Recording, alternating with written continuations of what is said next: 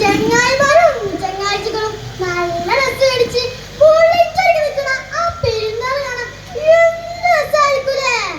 എന്നാ ഞാനിപ്പോ വന്നതേ പെരുന്നാൾക്ക് പോലും ഡ്രസ് എടുക്കാൻ പാകില്ലാത്ത ഒരു പാവ പെൺകുട്ടിയുടെ കഥ പറയാനാണ്. പെൺകുട്ടി എന്ന് പറഞ്ഞ ചില്ലറക്കാരില്ല, രാജാവിന്റെ മകളാ. രാജാവിന്റെ മകൾക്കാണ് ഡ്രസ് എടുക്കാൻ പാകില്ലാത്ത. ആ അതേന്നേ, നിങ്ങൾക്ക് കൗതുകം തോന്നുന്നില്ലേ? ഞാൻ കള്ളം പറയാന്ന് വിചാരിക്കണ്ട, ആ കഥ പറഞ്ഞുതരാം. പണ്ട് പണ്ട് മുസ്ലിമോട് ഭരിച്ച നീതിമാനായ ഒരു രാജാവുണ്ടായിരുന്നു. അർഹതമാത്ത ഒരു പണം പോലും കയ്യിൽ വെക്കാതെ ഫക്കീറായി ജീവിച്ച ആ മഹാനായ രാജാവ് ആണെന്ന് മനസ്സിലായോ? അതേ കൂട്ടുകാരെ, അമീറുൽ മുഅ്മിനീൻ ഉമർ ബിൻ അബ്ദുൽ അസീസ് റളിയല്ലാഹു അൻഹു ഒരിക്കൽ അതിമനോഹരമായ പെരുന്നാളന്ന് എല്ലാവരും സന്തോഷിച്ചിരിക്കെ അമീറുൽ മുഅ്മിനീന്റെ അടുത്തേക്ക് തന്റെ ഓമന മകൻ കണ്ണിക്കൊണ്ട് ഓടി വരുന്നു. കണ്ണി കളിക്കാൻ കണ്ണുമായി തന്റെ അടുത്ത് നിൽക്കുന്ന മോളെ കണ്ട ഖലീഫ ചോദിച്ചു, എന്തിനാ എന്റെ മോള് കരയാണേ?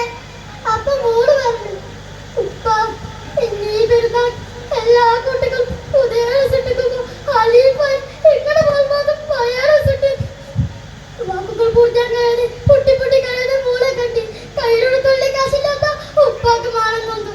അവർ വേഗം ഖജനാവ് സൂക്ഷിപ്പുറത്ത് പോയി നന്നതെല്ലാം പറഞ്ഞു. അവരോട് തന്റെ അടുത്ത മാസം ശമ്പളം തരുമോ ചോദിച്ചു. ചോദ്യം കണ്ട സൂക്ഷിപ്പുരൻ അമീറുൽ മുഅ്മിനീനോട് ഇങ്ങനെ പറഞ്ഞു, അടുത്ത മാസം ശമ്പളം വേണമെങ്കിൽ ഞാൻ തരാം, പക്ഷെ ഒരു നിബന്ധനയുണ്ട്. എന്ത് നിബന്ധന? അടുത്ത ഒരു മാസം മുഴുവൻ താങ്കൾ ജീവിച്ചിരിക്കുമെന്ന് എനിക്ക് ഉറപ്പ് തരണം. ഇത് കേട്ട് അലിഫ് ഞെട്ടിപ്പോയി. താൻ അത്രയും നാൾ ജീവിച്ചിരിക്കുമെന്ന് എങ്ങനെ പറയാനാകും? ജീവിച്ചിരിക്കുമെന്ന് ഉറപ്പില്ലാത്ത ആ മാസം ശമ്പളം എങ്ങനെ വാങ്ങും?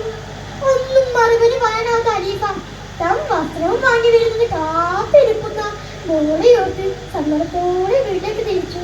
വെറും കൈയോടെ വരുന്ന തന്റെ പിതാവിനെ കണ്ട മകൾ നിരാശയോടെ ചുറ്റു നിന്നു. എന്തു പറ്റി ഉപ്പ?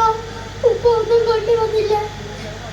ഇല്ല എന്ന് വേഗോടെ പറഞ്ഞ ആ പാവ പിതാവ് മകളെ ചേർത്ത് പിടിച്ചോട് പറഞ്ഞു, മകളെ നീ ഇപ്പോ ഈ പഴയ ഡ്രസ്സിൽ ക്ഷമിച്ചു നിന്നാൽ ഞാൻ നമുക്കെല്ലാവർക്കും സ്വർഗത്തിൽ കഴിയും.